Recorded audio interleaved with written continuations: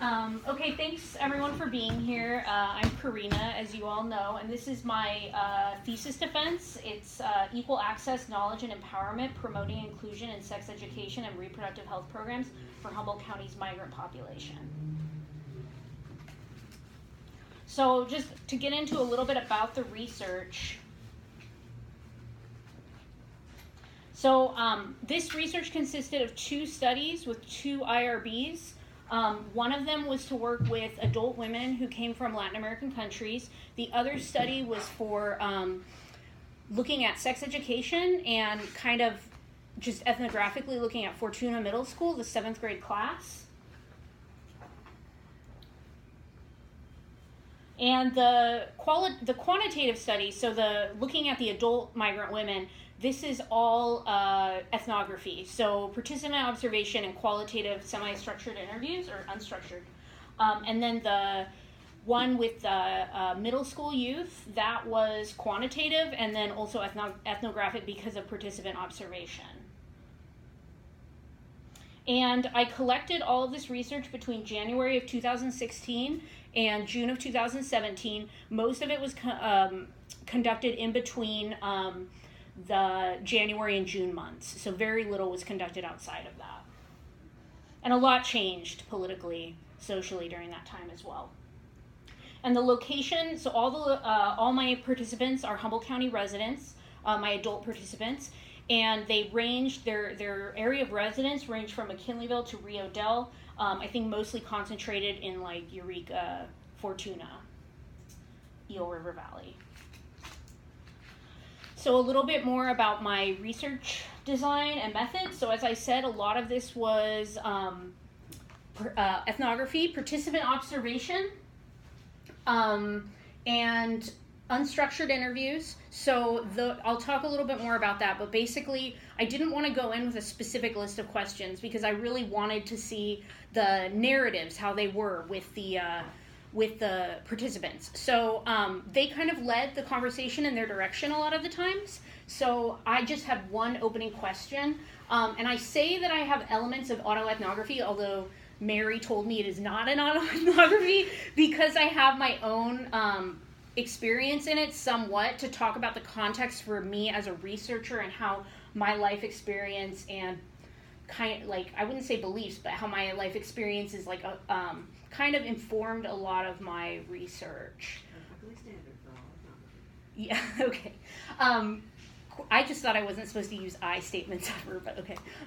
Quantitative survey was done with middle school students, so that was combined with participant observation. I made the study based on the population and the time that I spent with the youth, and to kind of like figure out a way to gauge certain questions to get the information that I wanted to a 7th grade population, like 12 and 13-year-olds, so it was understandable to them, and so it made sense. And I combined that with, I'll talk more about what else I did with that.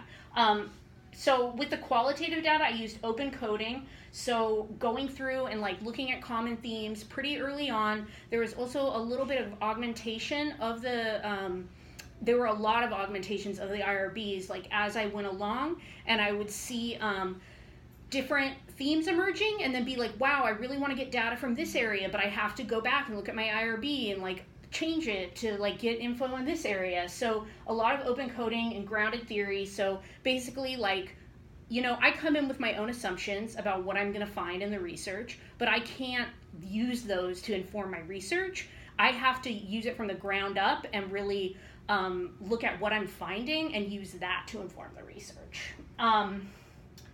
So my participants, the adult participants, were recruited in a very kind of a large scope of ways. I did do some announcements, like call for participants, and I got on like listservs or like flyers, and I got a couple participants that way, but the majority of the participants I got while I was doing observation. So while I was attending groups or classes, like Mary Ann's English class, I was able to get some of the participants from that, and then also like Paso a Paso has women's groups that I was able to attend, and some of their events, and Promotores of Humboldt, which is a service provider network for like Spanish speaking folks. So that's how I got most of my participants. So I was already familiar with a lot of them and had met them and continued to see them in that environment.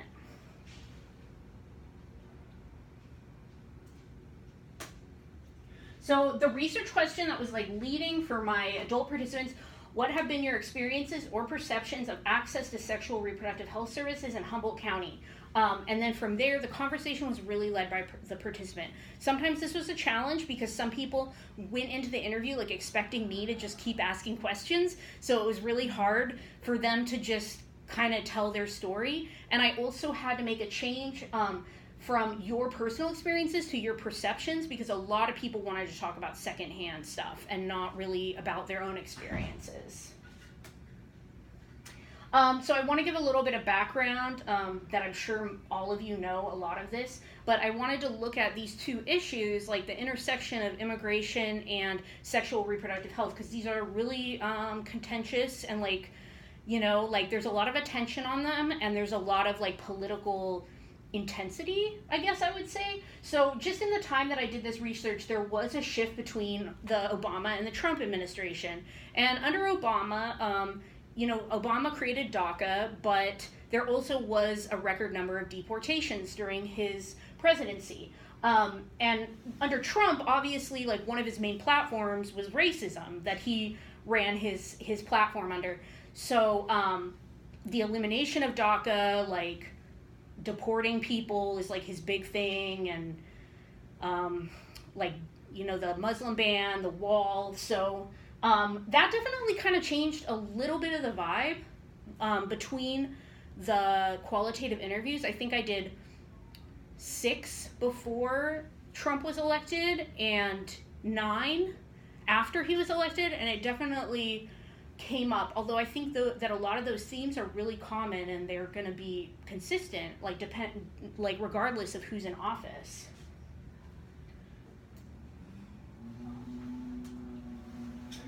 So SRH is sexual reproductive health. So during the Trump presidency, there was a lot of heightened awareness, I guess, of like hateful speech and medically inaccurate information in regards to birth control, abortion, and a lot of cuts. So we saw we are seeing a lot of state and federal cuts to teen pregnancy prevention programs and other types of intervention programs. There's been a lot of pressure, as always, on Planned Parenthood with like fake rumors, and so there's a lot of issues on that. On the other hand, kind of like for the good and the bad, we have a really huge like national spotlight on sexual harassment and sexual assault that has only seemed to increase since I finished writing this paper. So I think like with that in mind, looking at the intersections is really important, because people, depending on who they are and where they came from, are going to have different experiences with these issues, and that's worth considering. So I wanted to talk, there's quite a bit of limitations, barriers, and potential bias, as there is in any research study. So one of them, I would say, with the 7th graders, getting parental consent forms is a pretty big barrier. Working with youth is a vulnerable population. It took me like 5 months to get my IRB approved for that one. And the parental consent forms, so if the parents, and especially Fortuna is very conservative, a lot of the parents would, for whatever reason, not return the permission slips. So whether that be because they didn't get them because the kids don't bring them home, or if they don't understand them, like, you know, and I did translate my parental permission slip into Spanish, and I had it checked over by a professional translator, but that doesn't mean, you know, not everybody reads. So not everyone reads English, not everyone reads Spanish. So I did get an email from an angry parent who said I shouldn't talk about sex to his 13-year-old. So, I mean, there's a lot of like varying beliefs for that, and that's a pretty big barrier. So I can't just go into a classroom and have a conversation with a bunch of 13-year-olds. That's not considered ethical.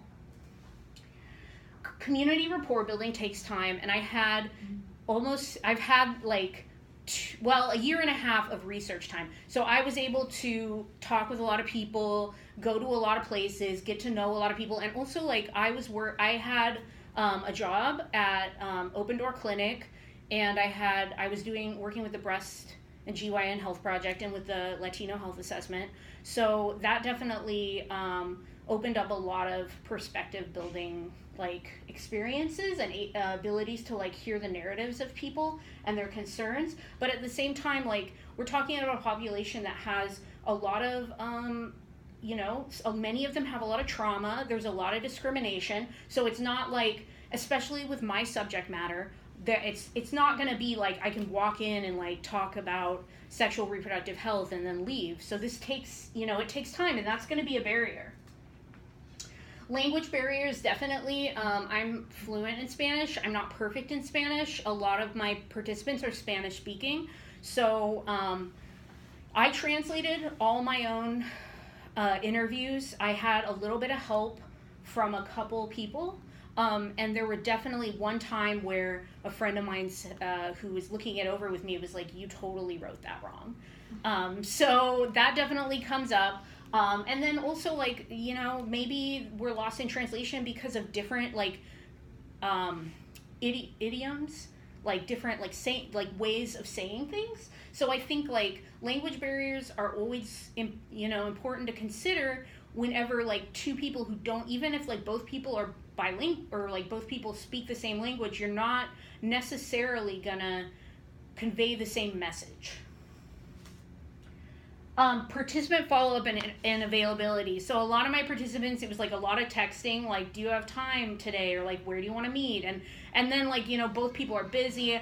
I'm working, they're working, they have their children, like they don't have transportation. There's a lot of barriers to that. So I think I definitely could have done more participant interviews. But then again, I feel really happy with the number that I did. And then, okay, I really like to mention this. I think this is really important. So if I go around and I'm saying to these women, hey, I want to interview about sexual reproductive health services, I'm only going to get a certain type of participant. So maybe if I had thought about it more, I could have, although I don't know if that's ethical, like I could have approached it just like, I want to talk about your experience and then integrate that idea to get a wider variety of perspectives. But basically, I think the people that agreed to be interviewed, they have like strong opinions or like lots to say, and they are pro sex education and they are pro birth control, and that's what they want to talk about. Like nobody who was like really anti birth control talked to me. So I think that's like a pretty big bias in my population sample. Limited resources for me. So I was working the whole time that I did this research, and then I'm in grad school. So I mean, I had to take a lot of time off work a lot of times to do this research as it is. Like if I had funding, this could be like way more ample, and I could expand it a lot, but I don't, as a grad student, I just don't have that many resources.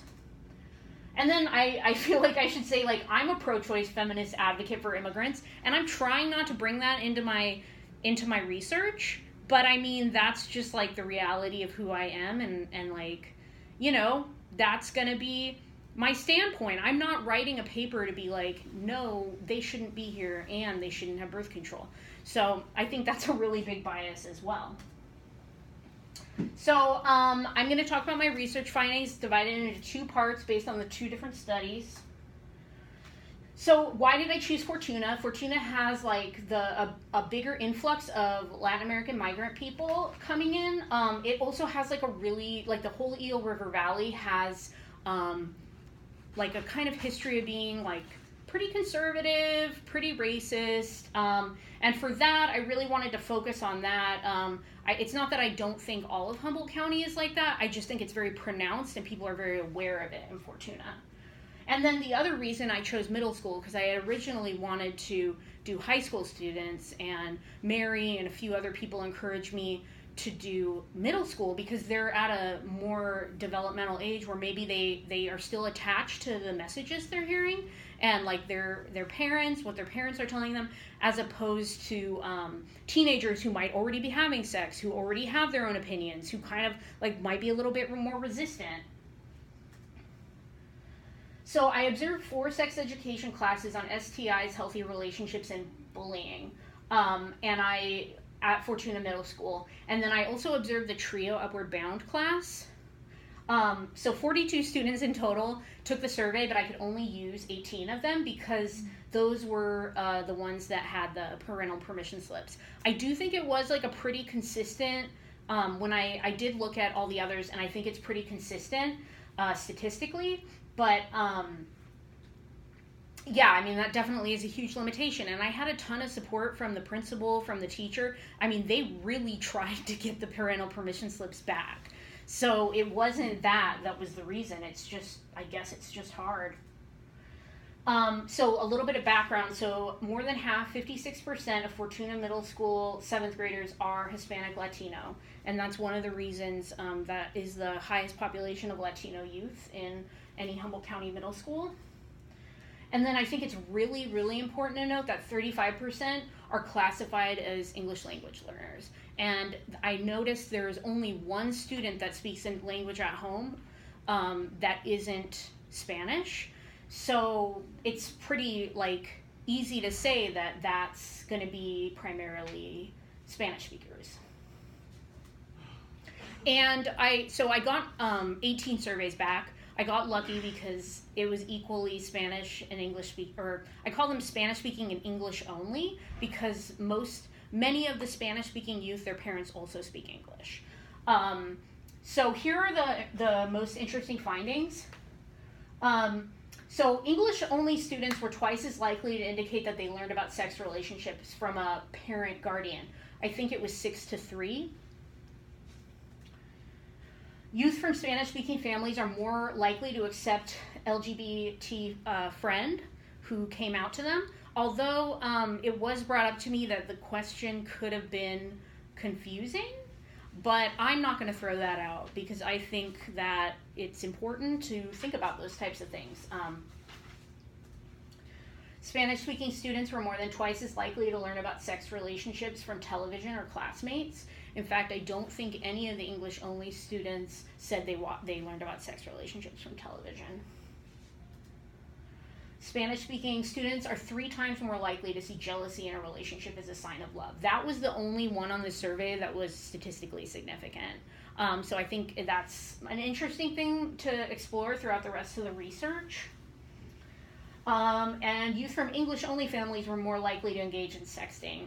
Actually, of the 18 youth that I interviewed, I think it was 40% said that they had been asked for a nude photo.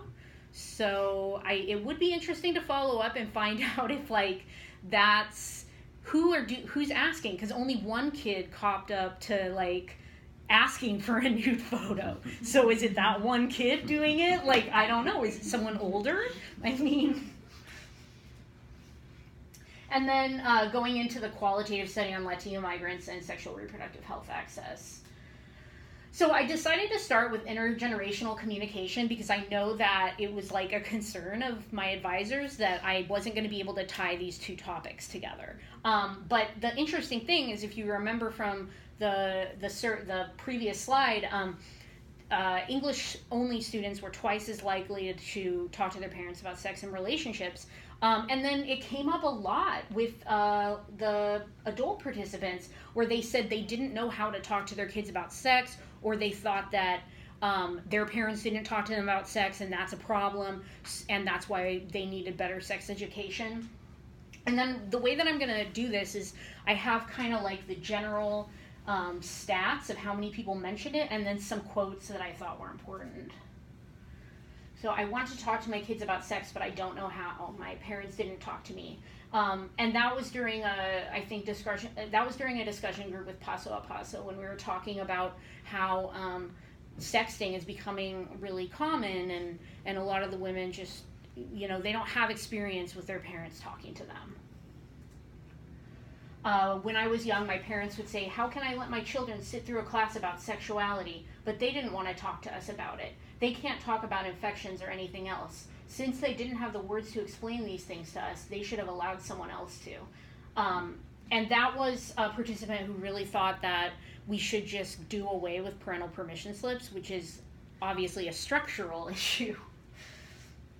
Fear of deportation, obviously another one that comes up. And I think like the way that I wrote about it in my paper is I think this issue and then the next two are really like umbrellas that encompass like all the other issues that are so grounded and so, it's like that Pavlov, what is it, that pyramid of needs? Yeah, so it's like the bottom, like you can't even get to sexual reproductive health if you have fear of deportation.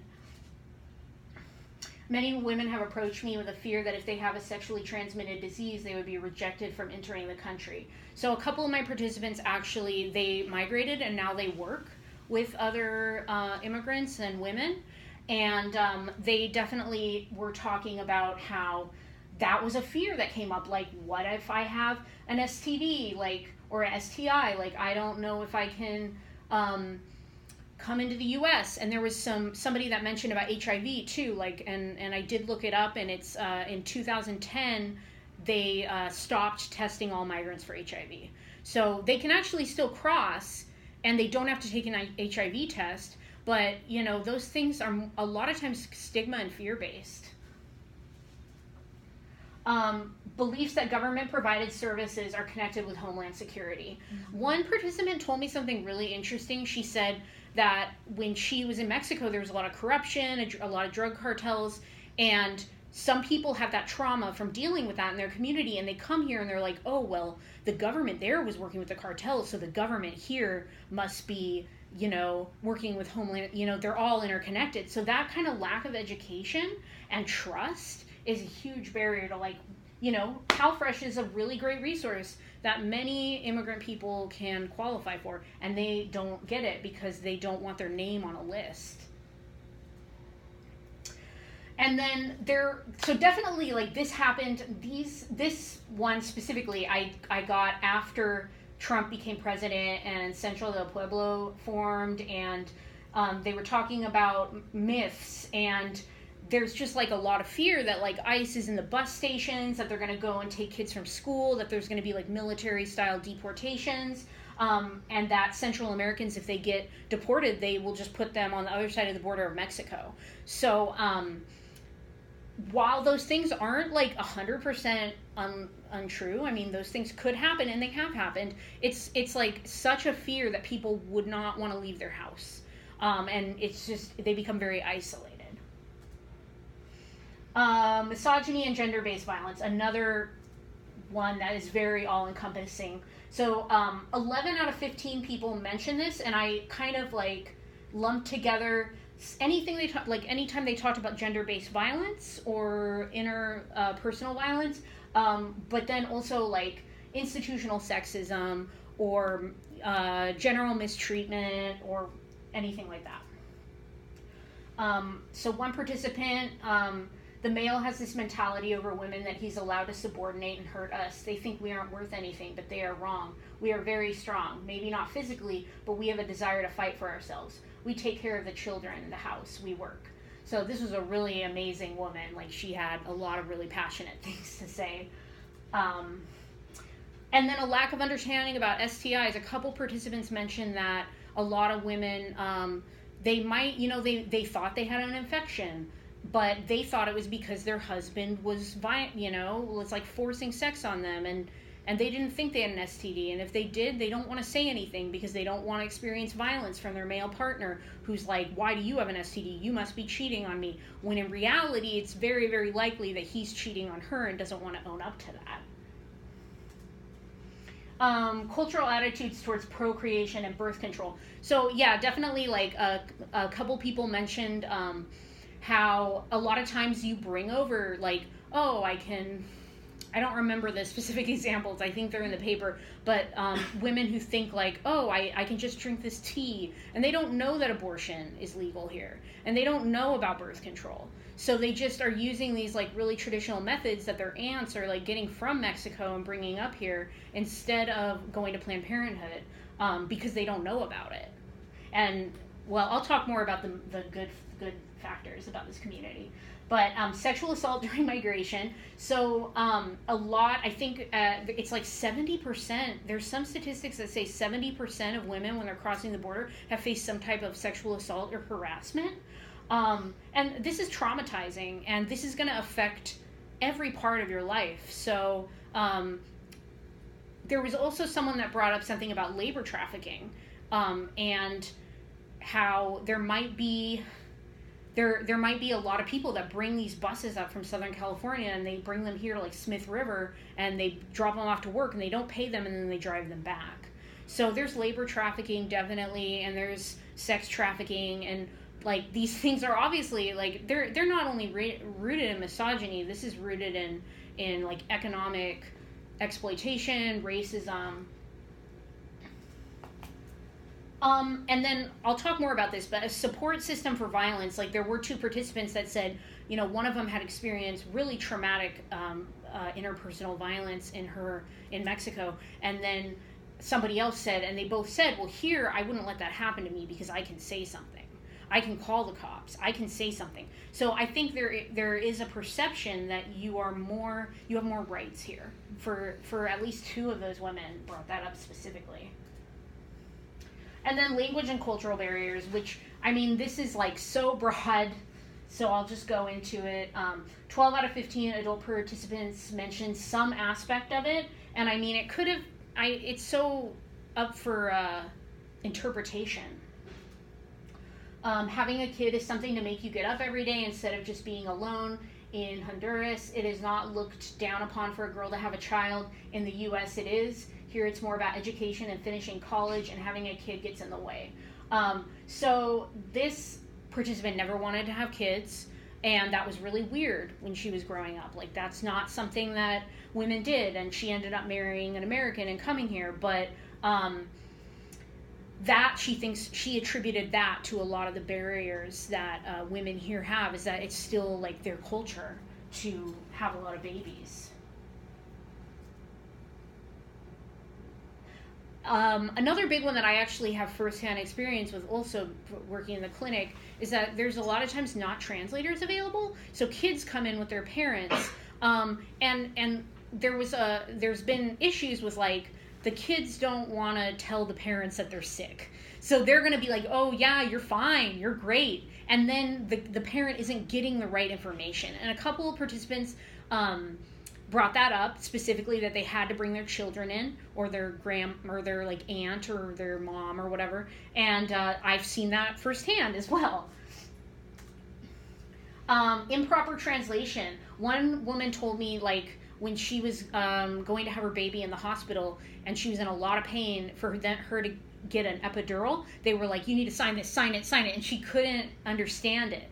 And she was in so much pain that she was like not there, you know, she was not present. So she signed it because she needed pain medication. But then later she was like, what happens if I sign something that was like, give us lots of money? So I think a lot of places are really good at having materials in Spanish, but some places maybe not so much. I kind of talked about that already, like myths about pregnancy and birth control.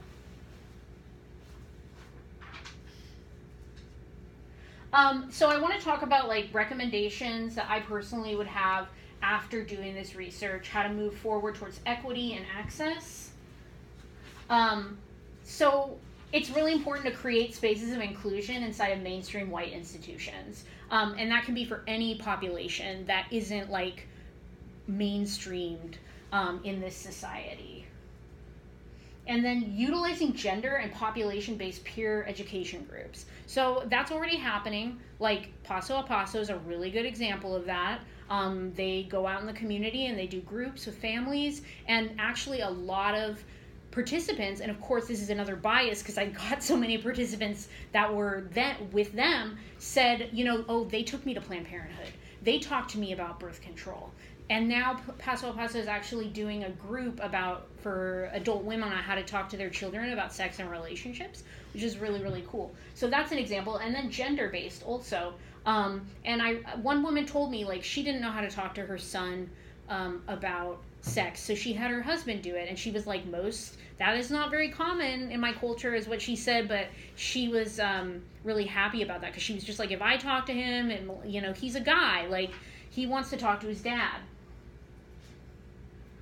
And I, like, on that too, it's like with the Paso a Paso and other things, there's gender groups, so it's like all women or all men, and that kind of creates like a safe space.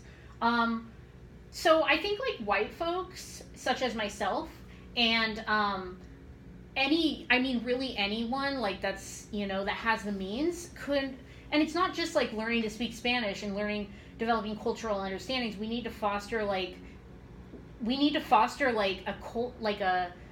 a culture of taking, you know, not normalizing like heteronormative patriarchal white supremacy. Sorry to get all, but like we need to like create something where we're like not just, no, you know, like people should be encouraged to learn other languages. It should be like a main point for service organizations to be like, let's make sure that we're including Spanish speaking folks. How are we doing that?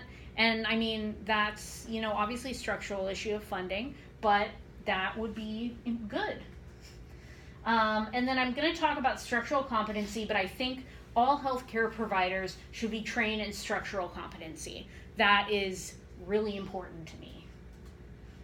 So moving forward, I want to talk about protective factors against negative reproductive health outcomes. So access to bilingual, bicultural services, and then knowledge of how the social service system functions.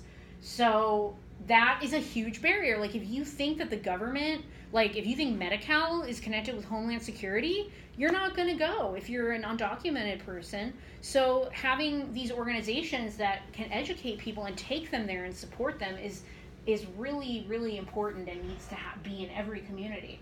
So connections to community groups, and I just listed some of them that really were mentioned many times, and also that I was able to get involved with. These community groups are really good at bridging these gaps, like Marianne, who came today. Thank you. Thank you. Gender-specific groups, as I said before, and then transportation and childcare, because this came up a lot. The transportation and childcare, not really enough to like elicit its own chapter, but like the childcare thing came up a lot. Like in the women's groups I went to, I think there were like just as many young children as women. And when I was talking to them about it, they were like, well, there's no affordable childcare. Like I don't, and then, you know, a lot of them, I asked them like, what about your male partner? Like, can he watch them? And they're like, no. And I'm like, are they working? No.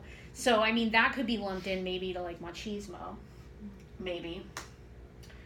So moving forward, I wanted to share a couple quotes. I never expected that an American, a white person, would approach me speaking perfect Spanish. It surprised me so much. It was so much dedication that they put into reaching me. And that was a participant who was talking about getting an IUD and not knowing about it, and being approached by somebody from Planned Parenthood who spoke Spanish and was willing to walk her through that. So she had a really good experience with that.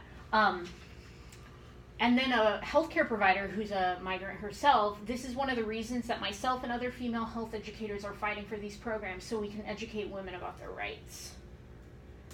And that's kind of the peer education thing. So 2 things. Structural violence calls for structural competency. So structural violence, the idea that we have violence in our society because of inequality.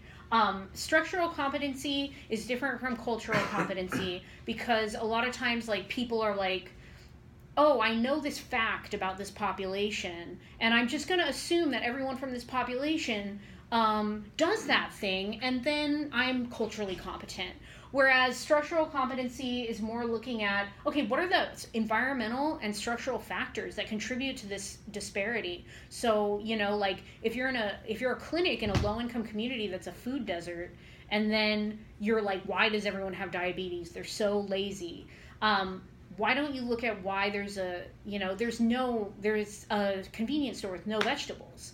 So that's an issue. So instead of blaming the individual, you look at the bigger picture of issues. And I was supposed to go like that. So that's a definition.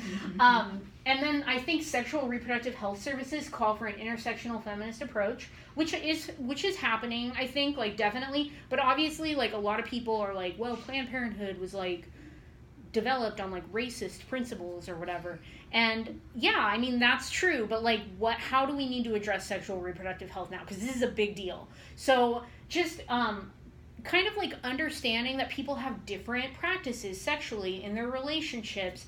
Obviously, the population that I'm studying, there's a lot of intersections there. There's language barriers, there's race, there's documentation status, there's country of origin, there's gender.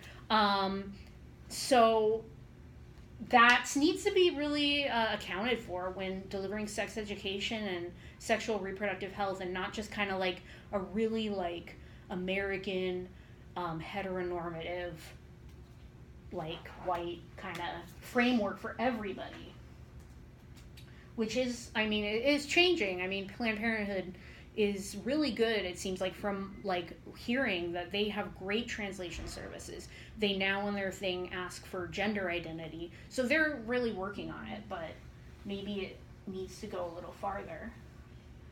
So acknowledgements, all these wonderful professors, thank you. And then all the organizations who, like, I feel really lucky for how many amazing people I met and how supportive they were of me and let me into their space. I couldn't have done that if they didn't show me that support, and like they didn't think that this was an issue worth studying. Connie, thank you for helping me learn data analysis.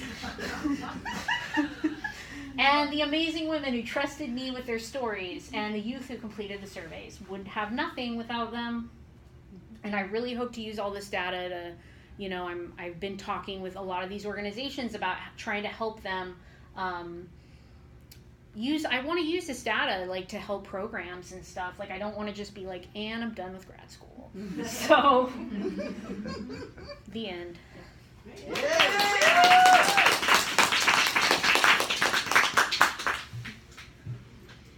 Can we get comments,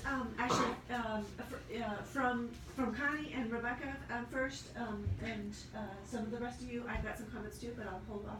Okay. A little bit and see. You guys, you go first. I don't know that I'm ready to go first. And I don't really know the process, so let's talk through what the I mean, Okay. I've got some suggestions for Right, her. that's exactly Okay. it. So I'm looking for, so yeah, I mean, just what we need to accomplish today is get your main suggestions out there. Okay. The three of us will have a private conversation and see where we are at approving it in a little bit.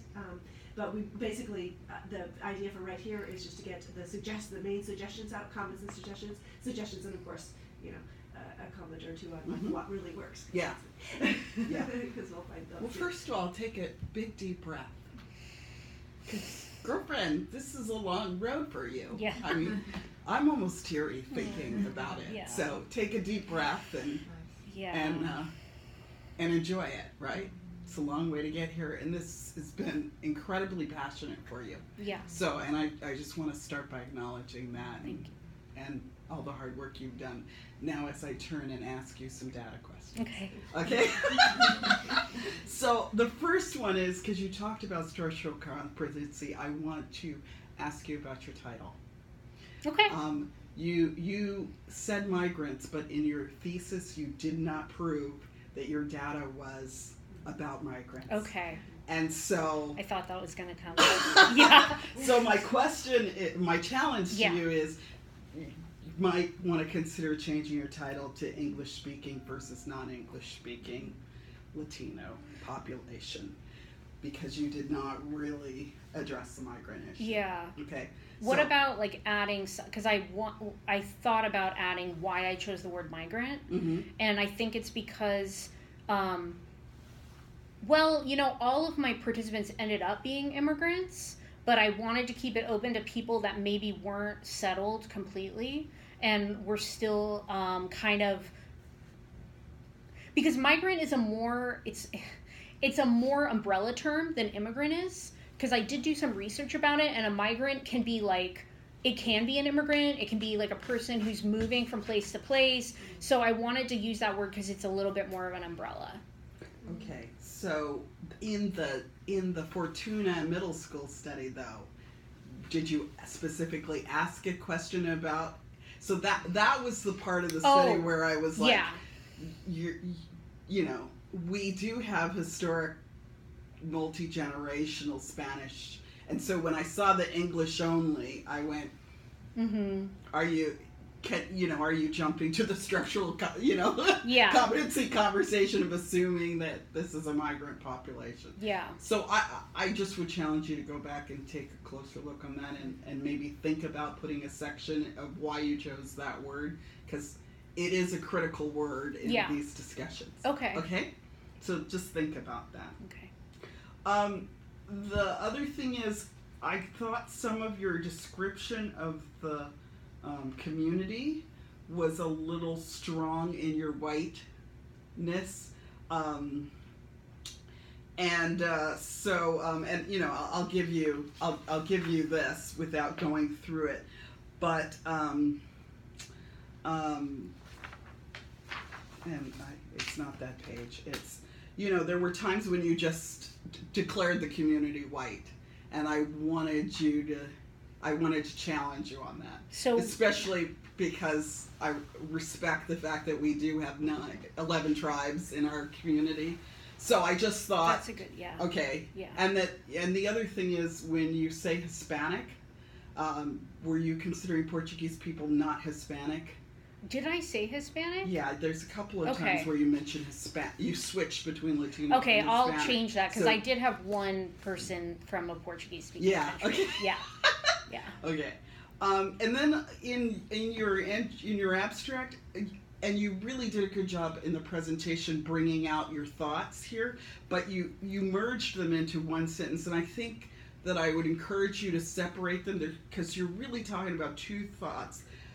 Here, the decision on new programs going forward to address this community, and how outreach workers and advocates should be part of the process of designing programs. Okay. Okay? Yeah. And also, in the challenge to get us all to speak more Spanish, I thought you could address the fact that people should be compensated for developing this competency as well. Because that's been a struggle in the community too. That why should I go learn Spanish if there's no additional value to myself? So that's a good point. Yeah. Thank you. And in that, Marianne is a perfect example of someone who's done outreach to the community who doesn't speak the language. I speak a little bit. But I think she is this incredible role model for someone who has done exactly what you've asked for. Yeah.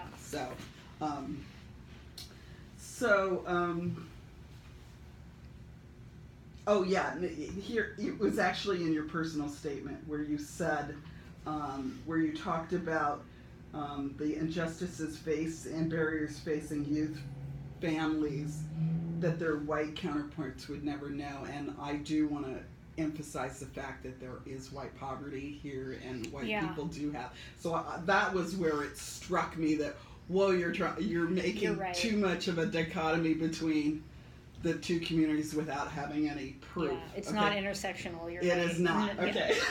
Yeah. Alrighty. Okay.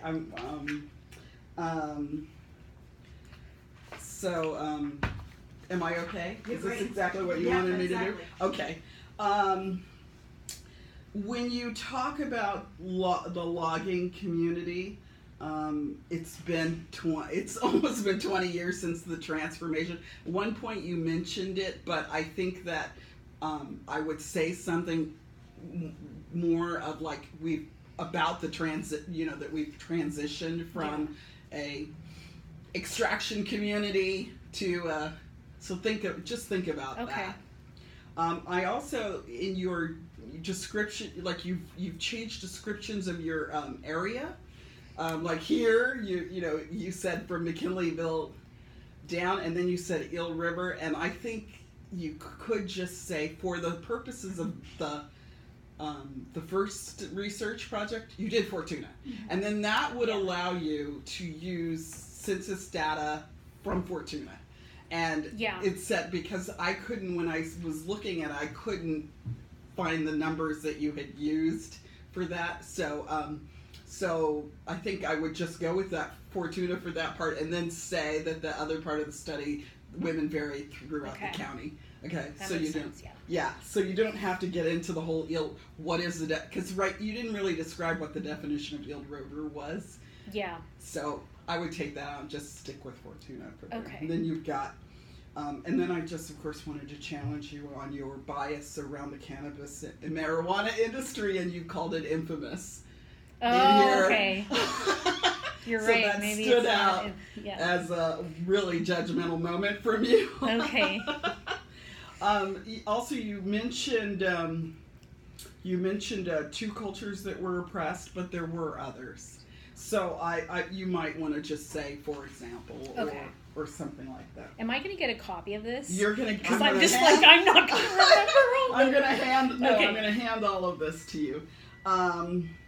You made some assumptions about rural communities that you knew this was going to get me going, huh? You made some assumptions about all rural communities, and I challenge you to look at those. Is it too. about rural communities and access to healthcare? Yeah, and about your social determinants of health section. Okay. Where you kind of link cancer, opioid, and all of that to rural. Okay.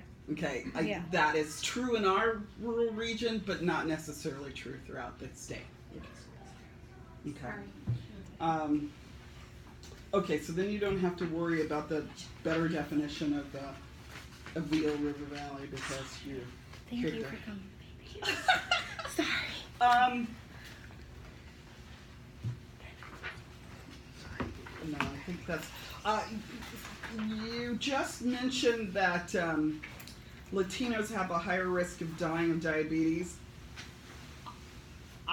That's data is changing, so you might want to look at current data. It's the same for men, but women, things are getting better, which is sort of interesting. So that was something. But otherwise, just put into that, put the date of the CDC study, and you're good to go on that. Do you see? I'm going like this because I think it was great. Enzyme, shame on you. Ends on your charts, my darling. You didn't put any equals. So you know that's my big pet peeve. I know. I knew you were gonna. I was like, Connie's gonna hate all my graphs. No, I didn't hate all your graphs too. But they do need ends. Okay. And you talked about data you did not map. And in one case, there was. Wait, I've got it's circled here. Oh, here it is. In the paragraph where you talk about more than half of the English-only students stated that they had been asked for pictures, that pictures discussion, I think that's dying for a graph. I mean, I thought you talked passionately here, but think about whether you can put a graph in there about that. I thought that would be better than your been asked to send naked pictures. I think you should break it into Spanish speaking versus non-Spanish. Okay. Or English only. Now, and when you say English only, do they not know Spanish or? Yeah. So I think of the 9 youth that spoke Spanish, only 2 of them said that they only spoke Spanish at home. The 7 of them said they spoke both Spanish and English. Okay. Yeah. So okay. That's why I decided to do Spanish speaking and English only. Okay. Yeah. So and then in my world with IRB, and I know it's sort of odd with the schools, we're not allowed to give the survey to people who don't have a signed consent form. I know it's a little different. So did you give the whole class a survey? Yeah, okay. I went in there thinking that they handed the permission slips out, and then they were like, "What permission slips?" So I had to have them follow up. Okay. So, so I might be more clear in your methodology about that. Okay. So so if I'm understanding, they gave the survey to everybody in the class. Now the class consisted of Latino and white people, right? Okay, and so then they sent the submission slips home, and both Latino and white people submitted. So your English only isn't necessarily white. They could be. Yes, they could be of a different. They could be a mix. Yeah. Okay. I might make that clear too. Okay. Okay. Yeah. So it doesn't, especially because of the way you write at the beginning, so it doesn't look like white and non-white. Yeah, you're right. I mean, I shouldn't be like white people and Latino people, and that's it. Mm-hmm. Yeah. Okay. Yeah. One of the, I just wanted to throw out another barrier thought, and your PowerPoint just went boo bye. And you talked in the other stuff about the fear of deportation, but honestly, when I've been doing research in consent forms, fear of deportation is a reason that the Latino community doesn't return. And so I thought you could add that to the potential of one of the barriers for why parents might not have wanted to sign a form. Yeah, in this study. So yeah. Okay, so I should write that because that's the one I didn't write, but it came up when you so eloquently talked about it. Deportation. Okay.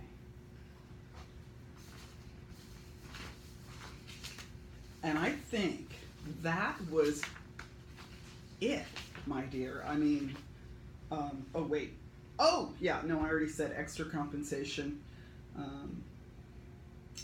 for, and then I have now Spanish speaking. Okay, hold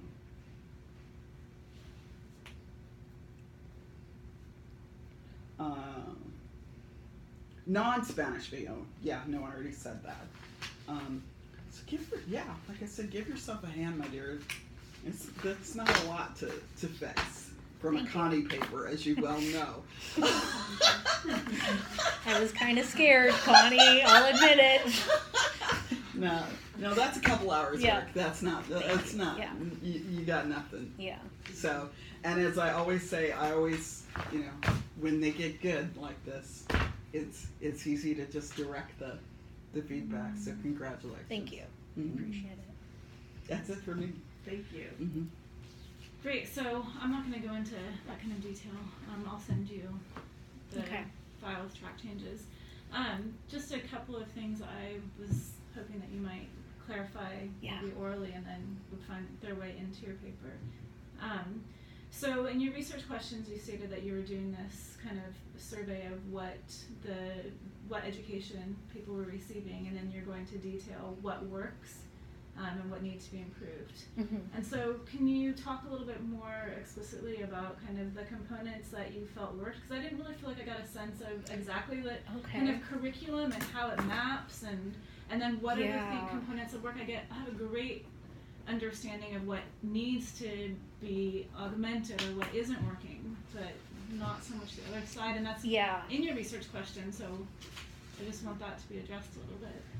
And you're talking about the Fortuna study, the youth. Well, there's kind of a two-part answer to that, and the first would be that my study there was not meant to be a critique of the sex education class, and that was kind of a point of contention with the educator because I really planned to go in there and do the survey before they had their sex ed classes, but the IRB took 4 months. So I had to go in after. But I would say that I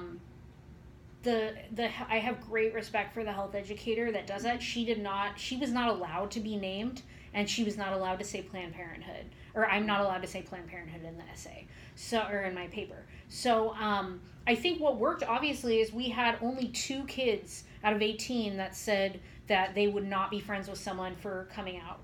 Mm-hmm. I think, obviously, like, the health educator there tries really hard to do things in, like, a gender-neutral way, and I think that is really effective. So I would say that. I think that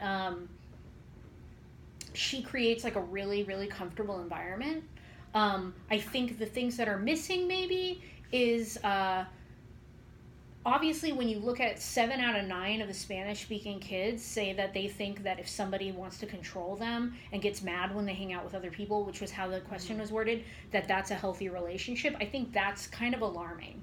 And it's not really her fault. It's a structural issue, again, because Planned Parenthood is supposed to have, like, 7th graders are supposed to have, like, 10 sex ed classes, and they only get 4, I think, and they're 45 minutes. So there's a major. I want to see that. Like, okay. Yeah. Okay. So yeah. more about the nuts and bolts in the curriculum, what they're getting, because it is in your research question. Mm-hmm. Yeah. You know. Okay. So I'm sorry, I didn't mean to interrupt. No, it's okay. So yeah, and like the thing is, like, I sat in on a class on bullying, and they talk about sexting. And they have 4 classes that are optional. So they have to do the pregnancy prevention. They have to do STIs. I don't remember what the other ones are. But then for the 4th one, it's a choice. And the principal has to decide what it is based on what they think is the need of the school. And those are like bullying and sexting, healthy relation, you know. So like those kids didn't get healthy relationships because the principal knew that there was a big problem at the school with sexting. Like he had been getting calls from parents, and so for that they chose sexting, but the healthy relationships was not a component. Okay, so I want all that should all okay. That was just, thank you. Now I feel like I have a much better idea of what went on. But then the other thing is maybe part of your recommendations should be there needs to be a survey that goes out to the kids before the principal makes a decision about what units they need, because they don't necessarily have their finger on the pulse. Because clearly healthy relationships is a thing. Sexting is probably also a thing. Yeah. But.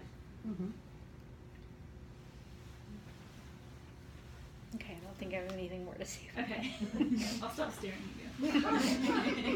I was going to say, something on the curriculum development process might be really cool. I just went through a curriculum committee last night on health curriculum, so it gets... I think when you say that here's all the components that they can do, and so they have the ability to pick, I think that should be in there. Yeah. Yeah. Sorry. Yeah. No, I just wanted, because that's one of my points. One of the main points that I wanted to make is that one of your major recommendations. I'm tweaking your language here, but it should be inclusive communication, and you should think of that as a kind of structural competence. And that it's when you're talking about language, it's not just Spanish and English. That this sort of it's not as we've and you've certainly come in this direction. It's not about ability. It's about comfort. It's about what you're talking about. When you're talking about deportation. So basically, what you have is a bunch of language communities here. You've got survey speak. You've got classroom speak. You've got talking with parents. And some of the most brilliant things that when I saw this, I was like, I had goosebumps about, like, for example, your observation of bringing children and then, talking for the children's benefit when they're talking to you. Mm-hmm. That is such an important kind of inclusive conversation. It even makes me think, forget all that about transportation, forget about childcare. There's some advantages to having this sort of porous, multi-generation conversation going on, and that inclusive communication and it's different structures. And so by structures, this is something so all right, you got cultural competency, which you've done totally rightfully, and then you replace it with structural competency, which is a good move, especially the way you're talking about it. But if structure just meant class, it would be just as bad as culture. And quite frankly, the problem with cultural competency is they have a silly definition of culture. Mm-hmm. So what you need to do here is talk about, you've got the structure that you mean, that you be clear about the structure that you mean is structures that are not just about language, not just English, not just Spanish, but bureaucracy and fear and relationships, like even these dyads, these difficult conversations that parents and children have. I think it's a beautiful thing that you've done, tying together like children's perspectives and essentially their mother's perspectives and the intergenerational communication. I thought that came together, these two studies. Yeah, I really want to beautifully compliment you on that. Thank you. And so, I was skeptical. Yeah. I know you were. But I think that pushing, like asking, you really thought that through and you you tied them together. So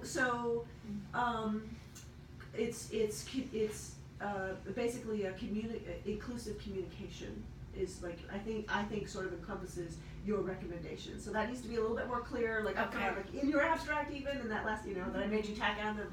So thinking about that in a kind of global way throughout. And I've got so I'm not going to go into it. There's 10 comments from my previous thing that still need a little more tweaking in. Okay. For like comment 55 to 65. Okay. Still working in the sort of general the fact that language is always mixed. And it's mixed between languages, Spanish and English, but it's also mixed between. I still think it's amazing. Your work is grounded enough that you could see that they were coaching each other in the surveys. That is beautiful. Mm-hmm. That is wonderful stuff to have. The fact that there is an intermediary between healthy relationships, sort of exposing the fact that you think that jealousy is normal. And then the fact that you know what the right thing to say is, even if you don't necessarily believe it. Mm-hmm. Yeah, right? That space is precious. Yeah. That was a good moment. Mm-hmm. And so that's it's a limitation that people lie or whatever, or they like, oh, okay, I'm gonna say this because I've learned that but that's also a part of that process. That's a part of the process of learning going between one. Oh, I kind of remember in my class, it's expected that I should be able to talk to my mom about that. Maybe I'll ask. That's by itself. Even if they didn't believe it when they said it, it's an intermediary position there. So inclusive, sort of a range of inclusive communication that includes language, code, Spanish, English, and bureaucratic speak, class speak, public speak, private speak, intergenerational speak. So and I think that you can do that really easily. Yeah, actually, you can do that in less time than typically to talk about. I don't know about that. And I don't know if I mentioned this. I feel like I did that. There's no, it's not that conclusive to say that half the number of Spanish-speaking youth talk to their parents about sex and relationships than English-speaking youth, because I don't know what they're saying. Maybe the English-speaking families are like, I will disown you if you get into a relationship with someone in the same gender, or if you have sex, you're going to get a disease and die. I don't know what they're saying. So that's the other thing that I thought about. Yeah. Mm-hmm. There was one more thing. There was a moment, and I can't remember what page, and I hope I circled it, where you separated out gatekeepers from stakeholders. Okay. And of course, in my world, that's big. Yeah. And I wondered whether you had more to say on that. No, I should use only gatekeepers, because that's what I meant. Yeah. Yeah. I mean, but most of the gatekeepers are like stakeholders in some way, but they're more gatekeepers than they are stakeholders. I almost wanted you to say more about that. Okay. I should, because that's lingo. I got you. I got you, but I don't know that everybody else would get you. Yeah. Mm-hmm. So many things.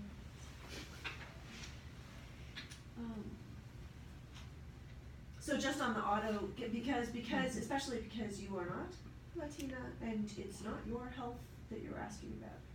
That's the difference. Okay. I just didn't want to write a bunch of stuff about myself and then be like, this is an autoethnography, Corinna. Okay. But the fact is, I think it is actually good to, that you were working in these, you were working at the same time that this was also related. You were doing a lot of things that was really on the ground, and fed into your work even in what wasn't directly your study, and that's totally relevant. Your connection. Do we have some other comments, suggestions, questions? Just a shout out. I just want to thank Corinna for approaching me and giving the English Express students an opportunity to be heard. And this was valuable for me as the program leader. It gives me some ideas of things I can do in the future in the way of guest speakers and connecting them to community services, maybe even field trips. It shows me what I'm doing right already too, which I really like. I'll keep doing more of that.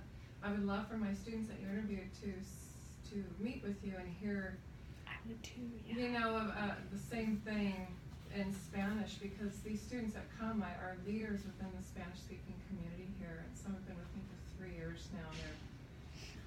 I know, you know, the word of mouth, it'll be a great education for them. I think they would feel really empowered by having this information. So I'd like to offer you that opportunity and time to come to my class, you know, when the times are, and I know they'd love to have that follow-up with you. They really respect you, and you can have that time with them. So and I've been talking to like Heidi and Jen Bravo about that too. So nice. Yeah, I would love to do that. You're an empowered woman doing her right work. Thanks. Thanks for opening this up and allowing extra people to come and view it. I'm so proud. Thanks, Liz.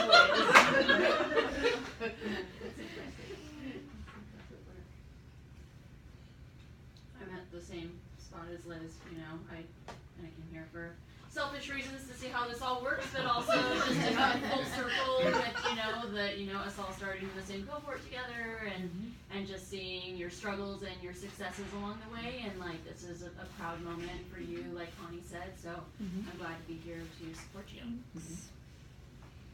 And you guys were thanked in my thesis, by the way.